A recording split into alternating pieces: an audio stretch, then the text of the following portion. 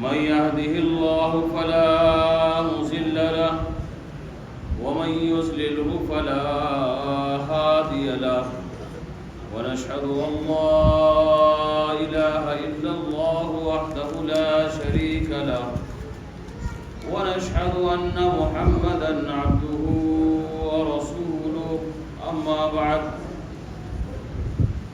فأعوذ بالله من الشيطان الرجيم بسم الله الرحمن الرحيم اقرأ باسم ربك الذي خلق خلق الإنسان من علق اقرأ وربك الأكرم الذي علم بالقلم علم الإنسان ما لم يعلم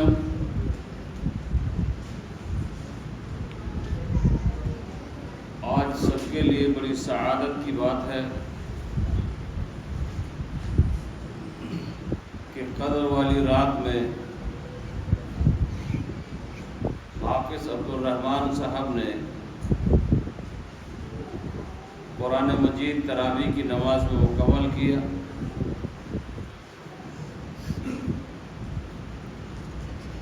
حافظ محمد دانش صاحب، حافظ سلیم احمد صاحب اور بھائی نسیم صاحب نے بطور سامع کے قرآن مجید کی سماعت کی۔ قرآن مجید بڑی عظیم کتاب ہے۔ اس کا ایک ایک حرف، ایک ایک لفظ انسان کی زندگی کو نکھارنے کے لیے، سنوارنے کے لیے، اسے عظیم سے عظیم تر بنانے کے لیے اللہ تبارک و تعالی نے ہم انسانوں کے لیے نازل فرمایا۔ اور قرآن مجید ایک ایسی عظیم کتاب ہے کہ جس نے بھی اپنا واسطہ اس سے جوڑ لیا، اللہ تبارک و تعالیٰ نے اس کو عظیم بنا دیا۔ ہمیشہ یہ رات قدر کی آتی رہی،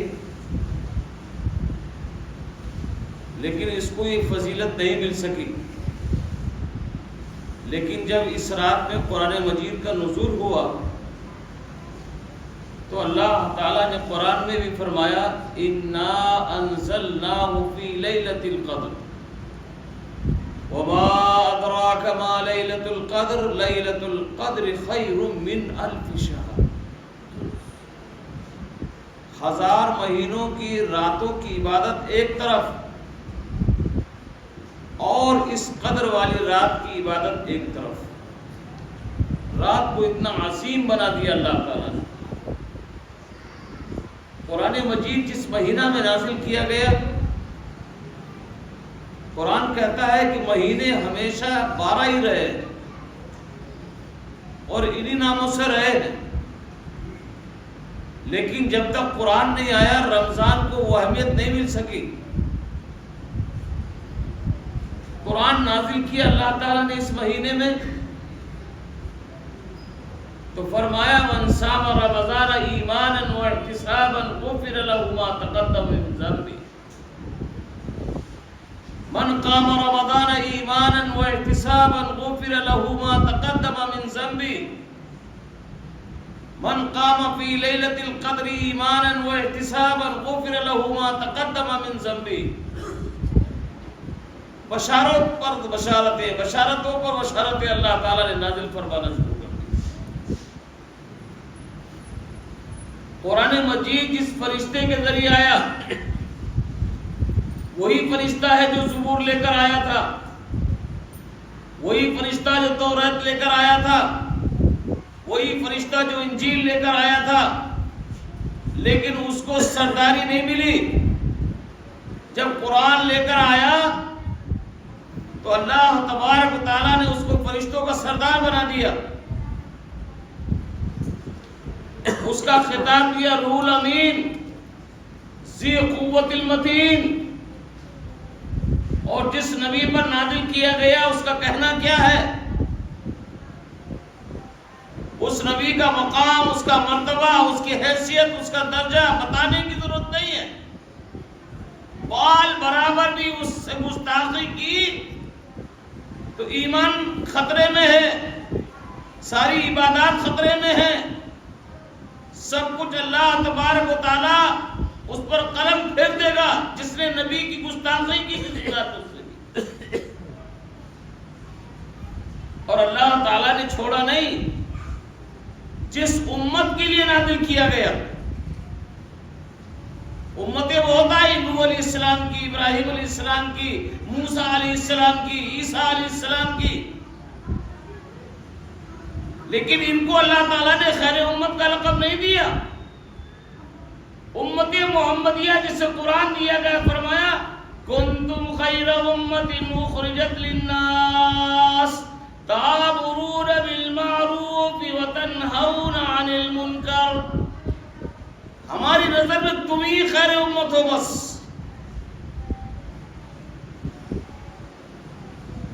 قدر کی اہمیت آج بھی وہی باقی ہے، رمضان کا مقام وہی باقی ہے، جبریل کی سرداری باقی ہے، نبی پاک صلی اللہ علیہ وسلم کو اللہ تبارک و تعالیٰ نے جو اعزاز دیا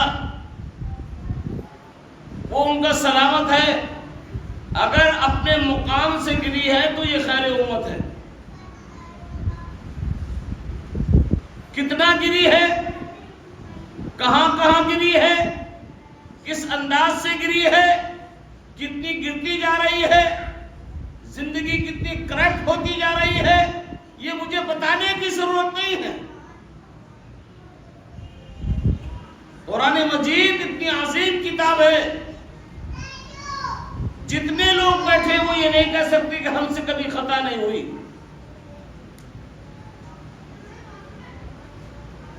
کوئی کہے نہ کہے، میں تو نہیں کہہ سکتا اپنے آپ میں، کیونکہ میں تو بہت بڑا انبار سمجھتا ہوں گناہوں کا اپنے لیے۔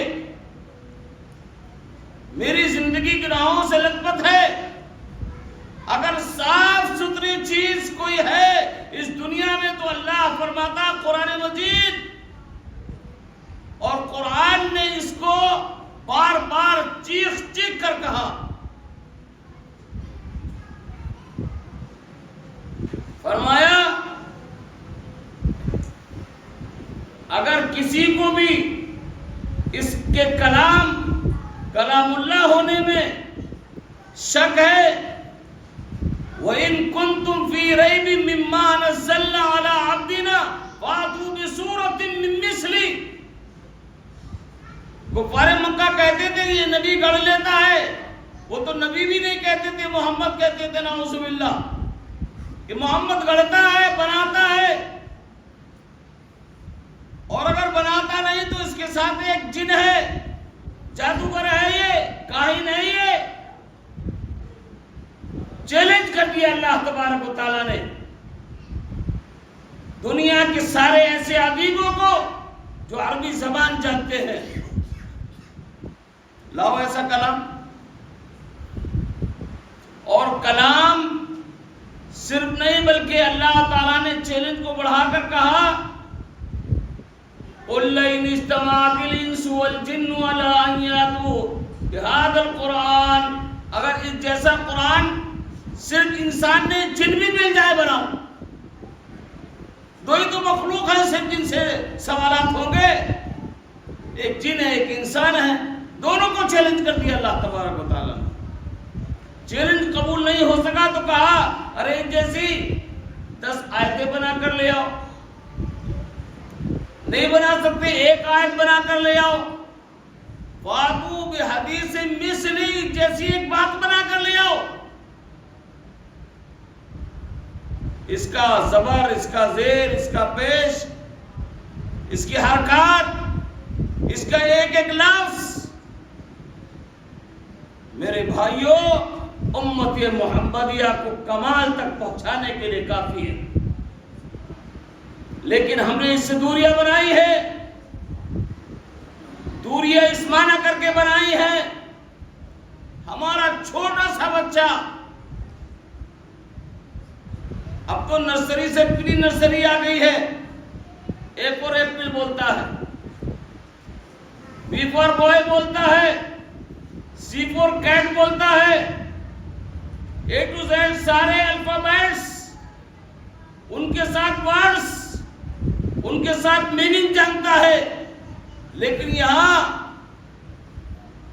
الحمد سے شروع ہوا والناس تک ختم ہو گیا، پتہ ہی نہیں ہمیں کہاں جنت کی بات آئی تھی، کہاں جہنم کی بات آئی تھی، کہاں عقیدے کی بات آئی تھی، کہاں اللہ تبارک و تعالیٰ نے ہمیں کس انداز سے سمجھانے کی کوشش کی تھی۔ ابھی حافظ صاحب دعا کرا رہے تھے، اللہ کی عظمت پر اللہ کی تعریف ہو رہی ہے، اس کی حمد و تعریف بیان کی جائے، آمین آمین آمین، کیوں جانتے ہی نہیں ہے نا، معنی سمجھتے نہیں۔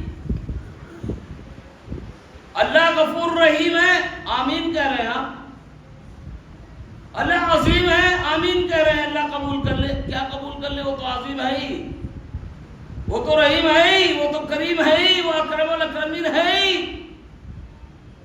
وجہ کیا ہے کہ ہم جیسے لوگوں نے، میں اپنے کو کہوں گا، کسی کو نہیں کہوں گا، ہم جیسے لوگوں نے جنہوں نے اپنے آگے مولوی لکھا دیا ہے، مفتی لکھا دیا ہے، قاضی لکھا دیا ہے، علامہ لکھا دیا ہے، وہ چاہتے نہیں کہ قرآن پڑھ سکیں۔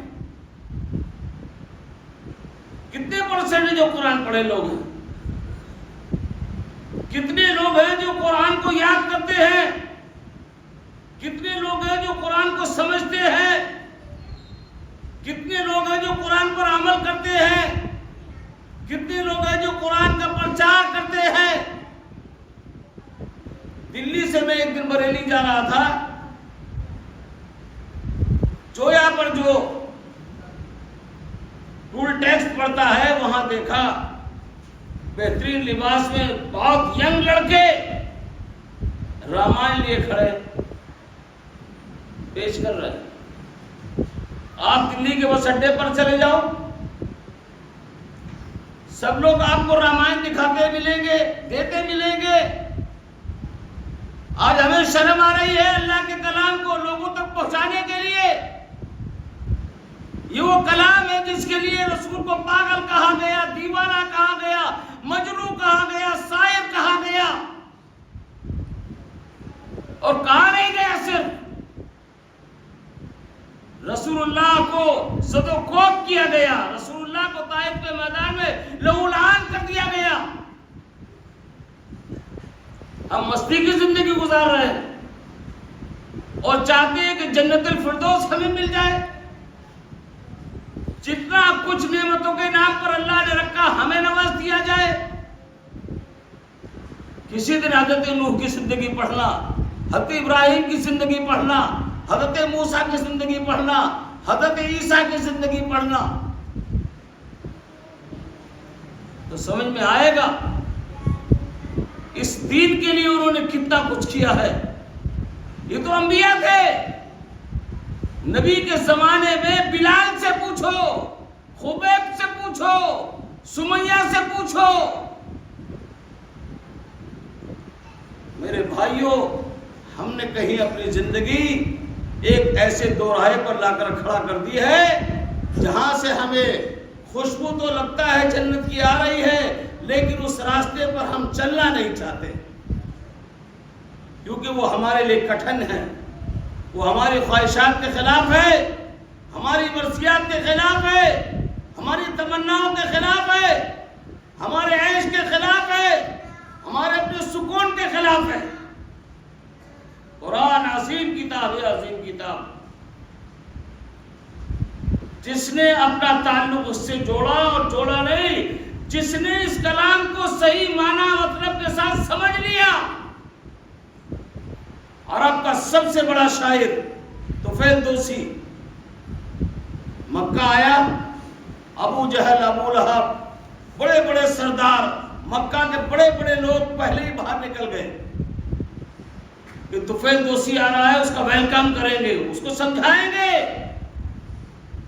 مکہ کی سرحد میں داخل ہونے سے پہلے ہی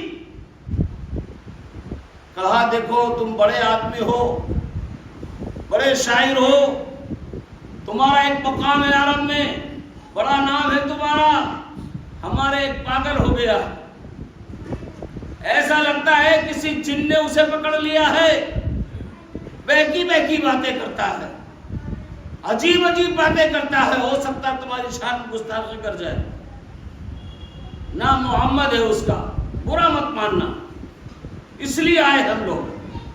طفیل دوسی سوچنے لگے کہ اس سے پہلے بھی آیا، کبھی ویلکم نہیں ہوا،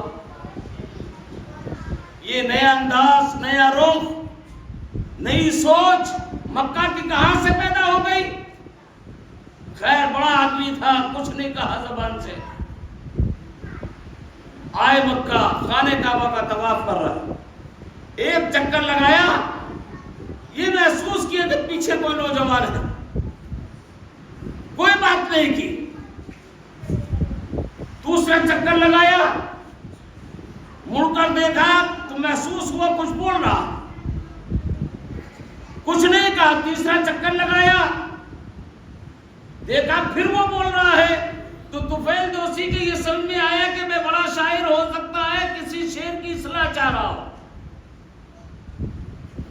میں عرب کا ایک بڑا استاد ہوں، مجھ سے کچھ سیکھنا چاہتا ہوں۔ طفیل دوسی نے مکہ کے باہری دونوں کانوں میں روئی ڈال لی تھی کہ میں سنوں گا نہیں اس کی بات میں، کہتے ہیں طفیل دوسی کے دائیں کان سے روئی نکالی، اس سے پہلے بائیں سے نکال کر پھینک دی۔ ایسا کلام میں نے دنیا میں کبھی نہیں سنا۔ میں قریب گیا، میں نے نام پوچھا، نام اپنا محمد بتایا، میں سمجھ گیا کہ اس کا مطلب یہ ہے یہ جو سردار ویلکم کر رہے تھے یہ مجھے حق سے دور رکھنا چاہتے تھے۔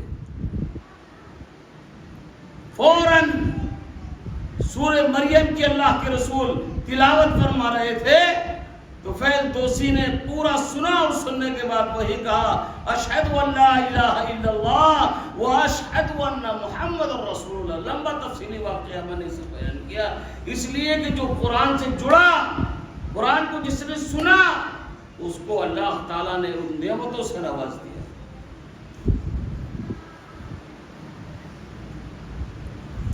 حضرت عمر فاروق کتنے جلیل القدر صحابی ہیں، کئی بار اللہ کے رسول نے ان کے لیے دعائیں کی، جب وہ مشرک تھے، اے اللہ دو عمر میں سے کوئی عمر تو دے دے۔ ابو جہل کا نام بھی عمر تھا، یا تو اس ابو جہل کو دے دے یا عمر ابن خطاب کو دے دے۔ ایک دن عمر ابن خطاب گھر میں گئے، دیکھا قرآن کی آواز آ رہی ہے، بہنوئی اور بہن دونوں قرآن پڑھ رہے ہیں، آپے سے باہر ہو گئے، مارنے لگے، بہنوئی کو خوب مارا خوب مارا خوب مارا۔ بہن نے کہا ارے بھائی کتنا مار لے، اس بہنوئی کو نہیں مجھے مار لے، زندہ مردہ کر دے تب بھی ہم نے دین اور اسلام چھوڑ نہیں سکتے۔ تو دل میں کیا آیا عمر فاروق کے کہ نہ رہے گا باس نہ بجے گی بانسری، یہ جو محمد محمد محمد کرتے ہیں صلی اللہ علیہ وسلم، انہی کا آج خاتمہ کر دیا جائے۔ تلوار نکالی اور چل دی۔ اللہ کے رسول صلی اللہ علیہ وسلم کو بتایا صحابی رسول نے کہ عمر آ رہا ہے، ہاتھ میں تلوار ہے، آپ نے فرمایا گھبراؤ نہیں، گھبراؤ نہیں، کچھ مت کہنا۔ دروازے کے پاس آئے، سب سے پہلے اللہ کے رسول نے ان کے گریبان پر ہاتھ ڈالا اور کہا عمر کس ارادے سے آئے ہو؟ یہ روبدار آواز اللہ کے رسول کی سنے، گھبرا گئے عمر اور کہا میں اسلام قبول کرنے کے لیے آیا ہوں، جو کلام میری بہن اور میرے بہنوئی پڑھ رہے تھے وہ سننے آیا ہوں۔ اللہ کے رسول نے کلمہ پڑھایا اور اسلام میں داخل کر دیا۔ 50ویں آدمی ہے یہ جو اسلام جنہوں نے قبول کیا ہے، فوراً آئے خانہ کعبہ میں اور اعلان کر دیا، سنو میں مسلمان ہو گیا۔ ابو جہل پھاڑ کر آنکھیں پھاڑ دیکھ رہا ہے، ابو لہب دیکھ رہا ہے، کیا ہو گیا آج تو شیر چلا گیا مکہ کا۔ قرآن سنا، قرآن کے ہو کر رہ گئے۔ اور قرآن ایسی چیز ہے میرے بھائیوں، قرآن ایسی چیز ہے جو اس سے جڑتا ہے اس کو بہت عظیم بنا دیتا ہے۔ قرآن، بخاری شریف کی روایت، ایک چھوٹا سا بچہ، یہ بھی بڑا، کتنے سال ہے تمہاری عمر؟ کتنے سال کے ہو؟ 7۔ وہ 6 سال کا بچہ ہے۔ صحابی رسول فرماتے ہیں کہ 6 سال یا 7 سال کی عمر تھی میری سے، میرا پورا خاندان مسلمان ہو گیا، اور سب ہم اللہ کے رسول کے یہاں مسجد نبی میں آ گئے۔ آپ نے کئی دن تک دین سکھایا اور سمجھایا، اور اس کے بعد کہا اپنے قبیلے میں جاؤ، اور جاتے جاتے کہا کہ جو تم میں سب سے زیادہ قرآن جانتا ہے وہ تمہاری امامت کرے گا۔ تو کہا ابھی تو مسلمان ہوئے ہیں، اے اللہ کے رسول ہم میں کون قرآن جانتا ہے؟ وہی 7 یا 6 سال کا بچہ کھڑا ہو گیا، اس نے کہا اللہ کے رسول میں قرآن جانتا ہوں۔ اس کا دادا، اس کا باپ، اس کا چچا، اس کا تایا، اس کے محلے کے لوگ، اس کے رشتہ دار دنگ رہ گئے کہ یہ کہاں سے جانے گا، ہم بڈھے لوگ نہیں جانتے، اتنی جلدی اس نے 3 دن میں سیکھ لیا۔ اللہ کے رسول نے پیار سے اپنے پاس بلایا اس بچے کو، اور بلانے کے بعد کہا، صحابی کا نام ہے عامر بن سلمہ، تمہارے قرآن کیسے یاد ہے؟ کہا اللہ کے رسول میرے ابا مجھ سے بکری چراتے ہیں، روزانہ کہتے بکری لے جاؤ چرا کر لاؤ، جس چراگاہ میں چراتے ہیں وہ عبداللہ ابن عباس، عبداللہ ابن مسعود، عبداللہ ابن عمر بھی بکریاں چرانے جاتے ہیں اپنی۔ یہ صورت مجھے عبداللہ ابن عمر نے یاد کرائی ہے، یہ صورت مجھے عبداللہ ابن مسعود نے یاد کرائی ہے، یہ صورت مجھے عبداللہ ابن عباس نے یاد کرائی ہے۔ چھوٹے چھوٹے بچے، کوئی بھی 10 سال کا نہیں ہے، ایک ساتھی دوسرے ساتھی کو قرآن یاد کرا رہا، اور آج کا بزرگ بچوں کو کیسے نکال رہا ہے، معاشرے کی ساری حرکتیں آپ مجھ سے زیادہ جانتے ہیں، میں آپ کے حوالے کر کے آگے بڑھ رہا ہوں۔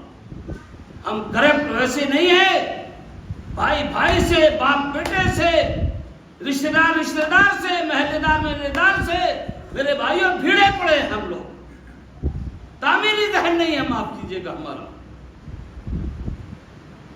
ہیں چند لوگ اس طرح کے جو سوچتے ہیں، لیکن وہ سوچیں دب جاتی ہیں، کچل دی جاتی ہے۔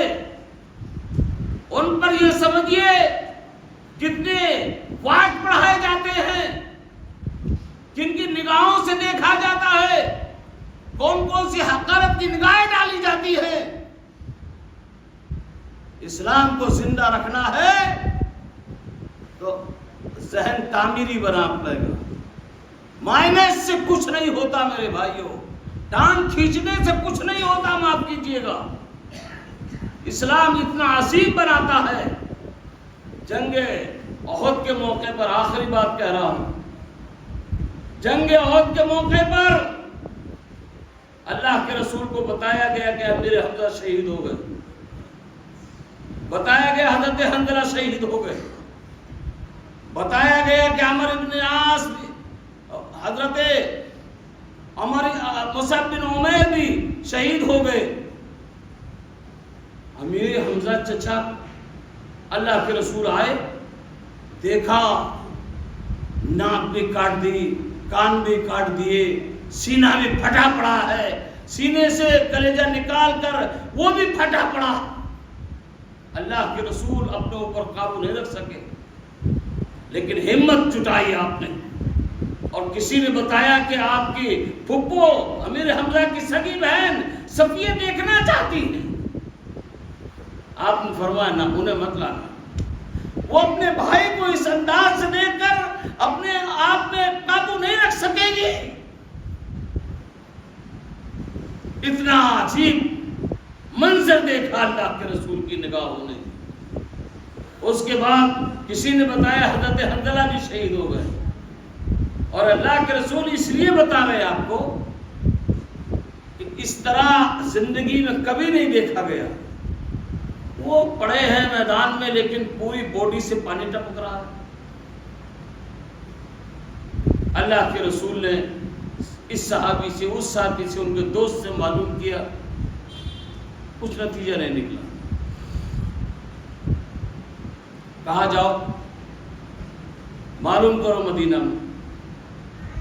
آئے، بیوی سے ہم بات کی تو بیوی نے بتایا کہ حضرت حنظلہ کی کل ہی شادی ہوئی ہے، میں پہلی ایک رات میں نے ان کے ساتھ گزاری ہے بس. جب منادی نے اعلان کیا تھا تو حضرت حنظلہ میرے ساتھ تھے اور اسی حالت میں وہ منادی کی آواز سن کر چلے گئے. میں نے روکا بھی تھا لیکن انہوں نے کہا کہ نہیں، منادی کی آواز کان میں پڑ گئی، رسول اللہ کا حکم ہے، میں اب ایسے نکل جاؤں گا. چلے گئے، غسل نہیں کیا تھا. تو جبریل نے آ کر بتایا اللہ کے رسول کو اتنا پریشان مت ہوئیے، فرشتوں نے آ کر انہیں غسل دیا. اتنا عظیم صحابی. اور مصعب بن عمیر کا تو کہنا کیا ہے، اللہ کے رسول نے جنگ احد میں جھنڈا انہی کے ہاتھ میں دیا تھا، اسلامی جھنڈا. اور اس بہادر نے جب کفار نے پہلا ہاتھ کے دایاں کاٹا تو بائیں سے پکڑ لیا، اور جب بایاں نے کاٹ دیا تو ان کٹوروں سے اسلام کا جھنڈا گرنے نہیں دیا. بتایا وہ بھی شہید ہو گئے. اور بتانا صرف مقصود یہ ہے کہ جب قبریں تیار کی گئی تو اللہ کے رسول نے یہ نہیں کہا میرے چچا میرے حمزہ کو لاؤ میں انہیں دفناؤں گا، لاؤ حنظلہ کو میں دفناؤں گا. یہ نہیں کہا مصعب بن عمیر کی لاش کہاں ہے، لاؤ میں انہیں دفناؤں گا. آپ نے فرمایا مجھے سب سے پہلے وہ حوالہ کیا جائے جو قرآن زیادہ یاد تھا، جس کے قرآن عظیم کتاب ہے. میرے بھائی، ہم نے قرآن سے کھلواڑ کیا ہے اور اللہ نے بڑے عذاب بیان کیے مجھ سے. ہمیں اللہ تبارک و تعالیٰ کے اس کلام کا مقام جاننا چاہیے، مرتبہ جاننا چاہیے، اور اس کے صحیح مقام کو سمجھ کر ہمیں اپنی زندگی کو اسی لائے عمل کے حوالے کرنا چاہیے. اللہ سے دعا ہے کہ اللہ تبارک و تعالیٰ ہماری نیکیوں کو قبول فرمائے، ہمارے روزوں کو قبول فرمائے، ہماری تلاوت کو قبول فرمائے. اے اللہ، جس نے بھی اللہ کے راستے میں کسی بیوہ کا سہارا بن کر کچھ مدد کی ہے، یتیم کی مدد کی ہے، کسی مریض کی مدد کی ہے، کسی پریشان حال کی مدد کی ہے، اللہ ان کے دیے مال کو قبول فرما. اے اللہ ان کی نجات کا ذریعہ بنا. اے اللہ ان سب کے کاروبار میں برکتیں نازل فرما. اے اللہ غیب سے رحمت کے اے اللہ ایسی ہوائیں چلا دے کہ ہمارے گھروں کے اندر تلاوت کی آوازیں آنے لگے. اے اللہ تیری رحمت کی بارش برکھا ہو جائے. اے اللہ بات تو صحیح ہے کہ ہم اس کے لائق اب نہیں رہے. اے اللہ ہم بہت گنہگار بہت گنہگار ہیں، لیکن ہمیں بھروسہ صرف یہ ہے کہ یہ پیشانی تیرے علاوہ کسی کے سامنے نہیں جھکی گئی. اے اللہ ہم اٹھاتے ہاتھ تو تیرے سامنے، ہم فقیر صحیح، غریب صحیح، مسکین صحیح، محتاج صحیح مولا کریم، لیکن تیرے دربار میں ہم ہاتھ پھیلاتے ہیں، دامن پھیلاتے ہیں. اے اللہ رحمت کی، اے اللہ برکتوں کی، اے اللہ رزق کی فراوانیاں فرما دے. اے اللہ جس طرح سے کہیں بھی مسلمان دنیا میں پریشان ہے، خاص طور پر فلسطین کا مسلمان آج بہت پریشان ہے. پوری دنیا اللہ اس میں عالم اسلام بھی اللہ ان کا سہارا رحمت والا. اے اللہ تیرا سہارا نہ چھوٹے ان سے. اے اللہ تو انہیں قوت دے دے، حوصلہ دے دے، ہمت دے دے. اے اللہ انہیں نصرت دے دے. اے اللہ ان کی مدد فرما دے. اے اللہ ہمارا قبلہ اولا آزاد فرما دے. اے اللہ دنیا کے کسی خطے میں مسلمان پریشان ہے، اللہ تیرا محتاج ہے. اے اللہ اپنے چوکٹ سے مت بھگانا. اے اللہ خالی ہاتھ نہ لوٹانا. اے اللہ یہ ہاتھ اٹھے ہیں تیرے سامنے اٹھے ہیں، اے اللہ ہم چاہتے ہیں کہ تو مولا کریم ہم سے راضی ہو جا، ہم سے راضی ہو جا۔ اے اللہ ہمارے گناہ پہاڑ جیسے ہیں لیکن تو رؤوف الرحیم ہے، غفور الرحیم ہے، اے اللہ رحم الراحمین ہے مولا کریم، ہمارے ساتھ بھی اے اللہ رحم کا معاملہ فرما دے۔ اے اللہ ہمارے مساجد کو محفوظ فرما دے، مدارس کو محفوظ فرما دے مولا کریم، ہمارے وہ سارے کاروبار جس پر دنیا عجیب اے اللہ کون سی نظریں ڈال رہی ہے، اے اللہ ان کی نظروں میں یا تو خیر پیدا فرما دے، یا اللہ اے اللہ ان کو مسلمانوں کے ان کاروبار پر نظر جو ڈال رہے ہیں اے اللہ ان کو کسی بھی طرح سے رسوا کر دے، اے اللہ مسلمانوں کے کاروبار میں ترقی پیدا فرما دے، رحمت نازل فرما دے، برکت نازل فرما دے، اے اللہ ہمارے بچوں کو بچیوں کو اے اللہ نمازی بنا دے، اے اللہ اے اللہ اے اللہ تیرے ہو کر رہ جائیں ہم لوگ، اے اللہ وہ سعادت نازل فرما دے، اے اللہ اس دنیا میں رکھ، ایمان پر رکھ، خاتمہ ہو تو وہ بھی ہمارا ایمان پر ہو۔ وصلی اللہ تعالی علی خیر خلقہ محمد وآلہ واصحابہ اجمعین۔ ایک ضروری اعلان سن لیں آپ، جامعہ اسلامیہ سنابل اس وقت ہندوستان کا وہ واحد ادارہ ہے جو پورے ہندوستان نہیں ہندوستان سے باہر بھی جس کے طلباء بہترین دین کا کام انجام دے رہے ہیں۔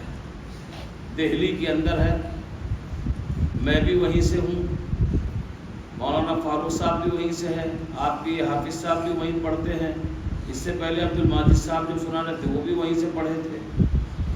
بڑا ادارہ ہے، بڑا خش ہے اس کا۔